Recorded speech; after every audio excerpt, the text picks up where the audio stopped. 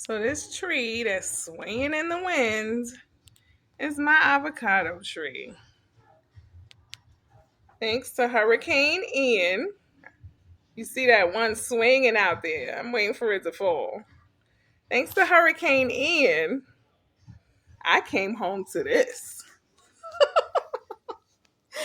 Wow.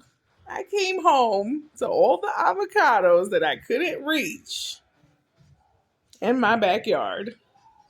This right here is at least 35.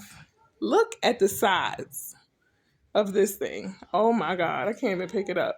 Look at this. Yes. Wow. Thanks, Ian.